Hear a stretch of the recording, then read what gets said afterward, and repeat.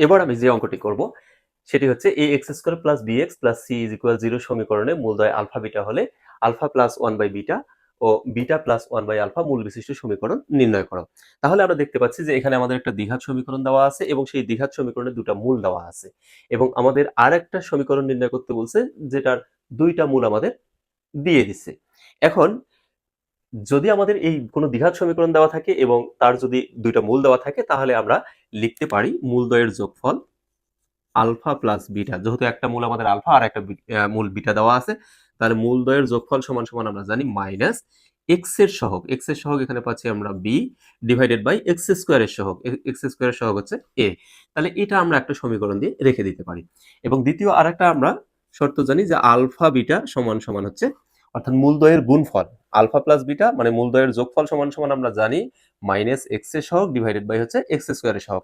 আর মূলদ্বয়ের গুণফল সমান সমান জানি আমরা ধ্রুবপদ বলতে এক্স বর্জিত পদকে বোঝানো হচ্ছে এবং মূলদ্বয়ের গুণফল সমান সমান হচ্ছে ধ্রুবপদ ডিভাইডেড বাই হচ্ছে এক্স স্কোয়ারের সহগ। তো এই যে আমরা দুইটা সমীকরণ আমরা বের করে রাখতে পারি বা এমনিও মান বের করে রেখে দিতে পারি। এখন আমাদের নতুন যে সমীকরণ গঠন করতে বলছে তার একটা মূল হচ্ছে আমাদের alpha plus one by beta আর একটা মূল হচ্ছে alpha beta plus one by alpha. এখন যদি আমাদের দুটো মূল দেওয়া থাকে তাহলে ওই দুটো মূল দ্বারা গঠিত সমীকরণ গঠনের নিয়ম হচ্ছে এক্স স্কোয়ার মাইনাস মূলদ্বয়ের যোগফল ইন্টু হচ্ছে এক্স প্লাস হচ্ছে মূলদ্বয়ের গুণফল ইজ ইকুয়াল জিরো। যদি একটা মূল এ আর একটা মূল বি হয় তাহলে এ আর বি মূল বিশিষ্ট সমীকরণ হচ্ছে এক্স স্কোয়ার মাইনাস মূলদ্বয়ের যোগফল ইন্টু এক্স প্লাস মূলদ্বয়ের গুণফল। সহজ করে বললে যদি মূল দেওয়া থাকে তাহলে সমীকরণ গঠনের জন্য আমাদের দুইটা জিনিস লাগবে, একটা হচ্ছে মূলদ্বয়ের যোগফল আর একটা লাগবে আমার মূলদ্বয়ের গুণফল। তো এখন তাহলে আমার যে দুটা মূল দেওয়া আছে একটা হচ্ছে alpha plus one by beta আর একটা হচ্ছে beta plus one by alpha, এই দুইটার আগে আমাদের যোগফল নির্ণয় করতে হবে। তাহলে আমরা এখানে লিখব যে মূলদ্বয়ের যোগফল।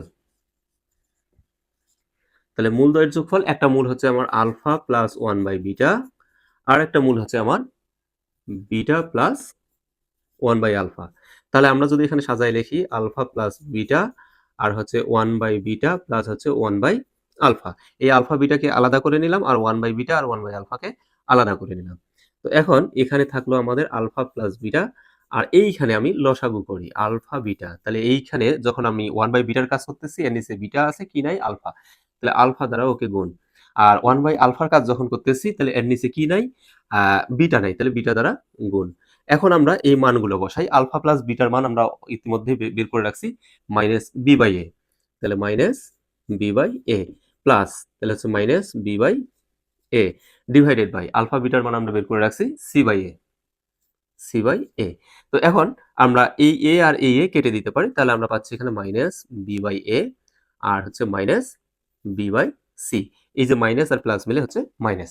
তো এখান থেকে আমরা মাইনাস কমনও নিতে পারি, মাইনাস যদি কমন নেই তাহলে আমরা পাচ্ছি বি বাই এ প্লাস হচ্ছে বি বাই সি, অথবা বি সহ আমরা কমন নিতে পারতাম। তো আপাতত আমরা এই পর্যন্ত রেখে দিলাম। এরপরে চলে আসি, তাহলে আমাদের যে দুইটা জিনিস লাগতেছিল একটা হচ্ছে মূলদ্বয়ের যোগফল আর একটা হচ্ছে মূলদ্বয়ের গুণফল। তার মধ্যে আমরা মূলদ্বয়ের যোগফল পেয়ে গেছি, এখন লাগবে আমার মূলদ্বয়ের গুণফল। তাহলে অতএব মূলদ্বয়ের গুণফল। তাহলে মূলদ্বয়ের গুণফলের সময় আমাদের কি কি মূল আছে, একটা আছে আমার alpha plus one by beta আর একটা আছে আমার beta plus one by alpha. তাহলে এখানে আমরা পাচ্ছি alpha plus one by beta এর সাথে গুণ হচ্ছে beta plus one by alpha.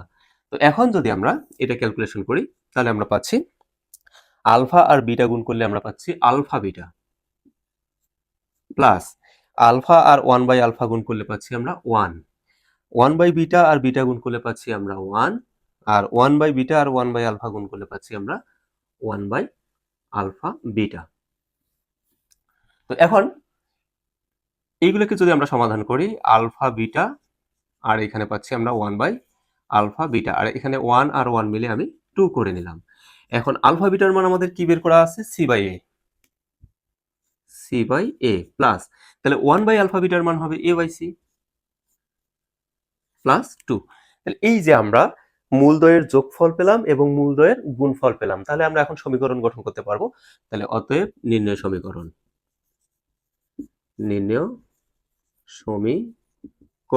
এখন সমীকরণ গঠনের নিয়ম হচ্ছে প্রথমে আসবে এক্স স্কোয়ার মাইনাস মূলদ্বয়ের যোগফল। তাহলে মূলদ্বয়ের যোগফল পাইছি আমরা কি minus B by A plus হচ্ছে বি বাই সি। এখন এই মাইনাস আর এই মাইনাস মিলে আমি একবারে প্লাস করে দিয়ে বসাই দিই মানটা।